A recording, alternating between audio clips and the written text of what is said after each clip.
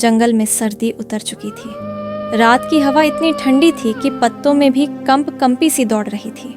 पेड़ों की शाखाएं धीरे धीरे झूलती, मानो किसी को पुकार रही हों। कहानी शुरू होती है उस शांत बर्फीली रात से, जहां हर जानवर अपनी गर्माहट ढूंढ रहा था।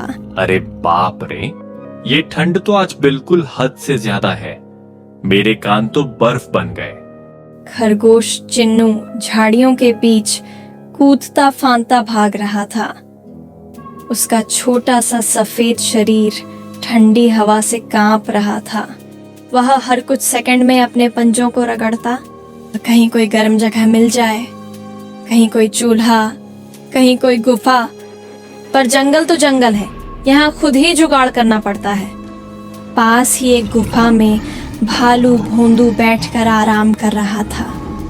गुफा से इतनी गर्म भाप निकल रही थी मानो अंदर कोई आग जल रही हो, पर वो तो भालू की गर्मी ही थी। चिन्नू ने गुफा का मुंह देखा और बोला, ये तो बढ़िया है, थोड़ी देर यहाँ आराम कर लेता हूँ, भालू भाई को पता भी नहीं चलेगा। लेकिन जैसे ही वह अंदर घुसा, कौन है जो मेरे आराम में दखल डाल रहा है? चिन्नू ने डर के मारे आवाज पतली कर ली। वो भालू भाई, मुझे ठंड ठंड लग रही थी, बस 2 मिनट बैठ जाऊं। ठंड तो बहुत है, पर मेरे पास जगह कम है। चलो अंदर आ जाओ, पर ध्यान से मेरी पूंछ मत दबा देना। गुफा थोड़ी गर्म हो गई, पर कहानी यहाँ से बस शुरू हुई थी। बाहर झाड़ियों में लाल रंग की पूंछ हिलती दिखी। लोमड़ी रूबी ने अपनी चालाक आंखें चमकाते हुए कहा, अरे वाह, भालू की गुफा में गर्मी, क्या मैं भी अंदर आ सकती हूँ?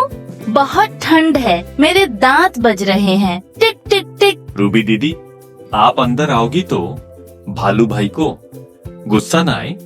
रूबी मुस्कुराई, अपनी लंबी पूंछ फहराते हुए। अरे मैं इतनी भी बुरी नहीं हूँ, सबको जगह बनाएंगे, है ना भोंदू? ठीक है, पर कोई शरारत मत करना, मेरी नींद पहले ही खराब हो चुकी है। और रूबी गुफा में घुस आई। अब गुफा में धीरे धीरे गर्माहट बढ़ने लगी थी। ऊपर ऊंची शाखाओं पर बैठा तोता तत्वू बोला, मैं देख रहा हूँ कि सब एक जगह इकट्ठा हो रहे हैं, पर क्या इस ठंडी रात में केवल गर्मी ही जरूरी है? तोते भाई, आप हमेशा बकवास क्यों झाड़ते हो? ठंड में तो गर्मी ही चाहिए। ज्ञान भी गर्मी देता है मेरे छोटे मित्र। पर खैर, अगर तुम सब चाहो तो मैं भी अंदर आ सकता हूँ। उड़ते उड़ते पंख जम गए हैं।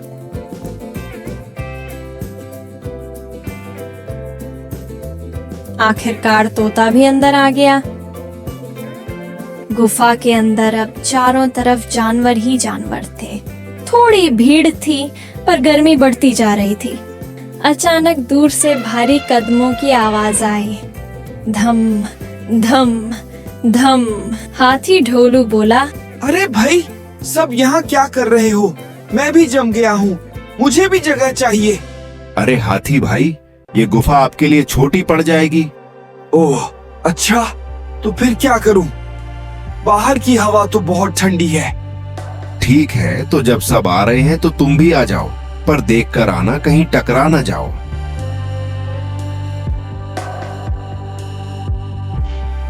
जैसे तैसे करके हाथी भी अंदर आ गया।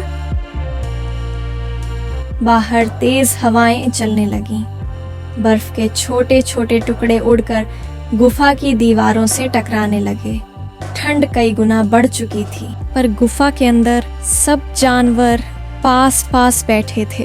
एक दूसरे की गर्मी, लकड़ियों की गर्मी और दोस्ती की गर्मी। ओह, कितना अच्छा लग रहा है। कभी कभार मिलकर रहना ही असली ताकत है। अब तो नींद भी बढ़िया आएगी। बहुत बढ़िया मेरे दोस्तों, आज तुमने सीखा, गर्मी सिर्फ आग से नहीं, साथ से भी आती है। रात गुजर गई, ठंडी हवाएं थम गईं। गुफा के बाहर हल्की सी पीली धूप पेड़ों के बीच मुस्कुरा रही थी। सब जानवर बाहर निकले और ठंड से लड़ने की जीत का जश्न मनाया। वाह, हमने कर दिखाया। अब दिन भर धूप सेकेंगे। ढोलू ने मस्ती में अपनी सूंड बजाई और जंगल की ठंड ने उस रात एक नई कहानी लिखी, मिलकर रहने की कहानी, दोस्ती की गर्माहट की कहानी।